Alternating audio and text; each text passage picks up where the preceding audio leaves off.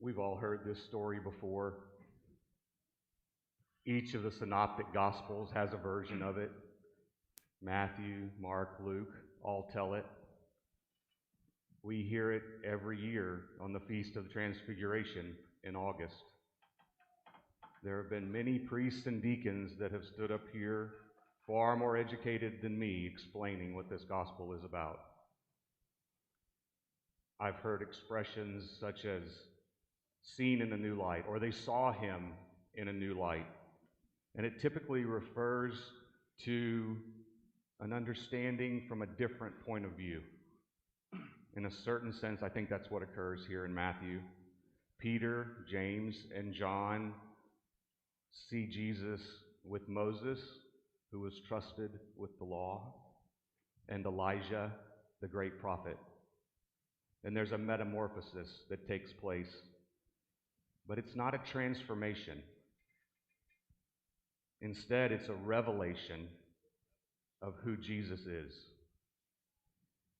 They see for the first time his true nature, for he is the fulfillment of the law and the fulfillment of what the prophets came to speak of. And that's the central point of this scripture. Jesus' nature is seen for the first time by these disciples. And perhaps they knew or thought they knew, but here in a very spectacular display, they have concrete knowledge opened to them. And even then, Peter doesn't quite get it right. He wants to build 3 tents. But Jesus isn't another defender of the law on the same level of trust as was Moses. And he isn't another prophet on the same level of holiness as Elijah. Jesus is the fulfillment of the law and the fulfillment of the prophecy. So God speaks from the clouds, and he says, "This is my beloved Son, with whom I am well pleased. Listen to him." And it terrifies them. They fall to the ground and hide their faces. And what does Jesus do? He comes to them and he touches them. And what does he say? "Be not afraid." It's almost as if he wanted to remind them, I'm the same person you walked with at the bottom of this mountain. The same person who still invites you to walk with me, to be with him. In fact, the very next story in the Gospel of Matthew is they go down and there's a miracle of healing that occurs right away. Work to be done, to walk with me, to be with him. Few of us would deny that we desire to walk with God. But how? How do I stay close to God? Sometimes it feels so hard. My brain is like flypaper. It catches 1,000 things at one time. There's 100 tasks that I feel I should be doing. And then also there's the constant bombardment from screens and noise from all around me, pulling in so many different directions. I can't seem to find a way to just be with God, to just walk and to listen, to keep him there with me at all times. And then I come to Mass, and I see my God transfigured in the Holy Eucharist. And I can often become embarrassed and ashamed of my actions, how much time I gave to just being busy, and how little time I gave to God. And like the disciples, sometimes I'm even frightened. But I hear Jesus say, "Do not be afraid. I am the person who has walked with you every day. I chose you to walk with me. I claim you as part of my family. I recently watched a lecture from a Franciscan priest that opened me up to a new understanding of what it means to just be with God.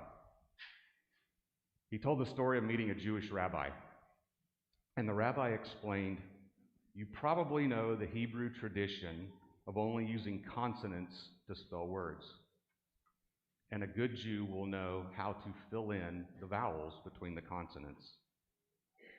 And you probably already know the name we've used for God is Yahweh.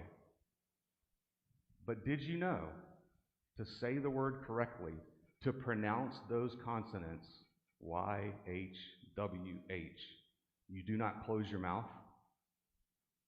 In fact, to correctly pronounce the most sacred name of God does not allow you to use your tongue or to close your lips. The pronunciation of the sacred name was meant to emulate breath, inhalation and exhalation.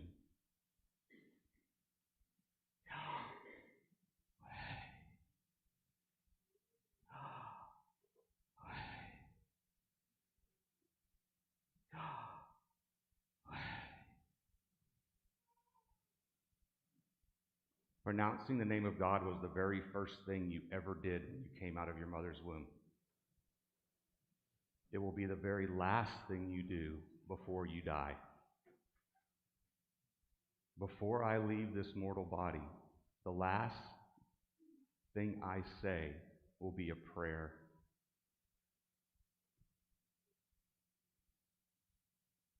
It has nothing to do with thinking. It brings my connection to God to a corporeal level, to just part of my very existence. And it's the one thing we do constantly. You just did it. Oh, and you just did it again. And we're doing it all together. And you know what? There's no female way of breathing and male way of breathing. There's no infant way of breathing, teenage way of breathing, or elderly person way of breathing. There's no Nederland Bulldog way of breathing or PNG Indian way of breathing. There's no Catholic way of breathing or Protestant way of breathing. No priestly way of breathing and layperson's way of breathing. There's no American way of breathing. And our wondrous God has made himself that available, that accessible. The gift is given. It is me and my actions that make it difficult. My ego feeds my anxiety to have to do the appearance of doing all the right things. I have to check the right boxes each day, to be seen in all the right places. And all of these things, even if they seem good, will become obstacles sometimes of just being with God. His availability, his humility, his compassion. Jesus tells us it's not important to build another tent. He taps us on the shoulder and says, do not be afraid. He tells us, breathe, get up, walk with me. And in doing so, as the first reading reminds us, he will bless us so that we may be a blessing for all we encounter.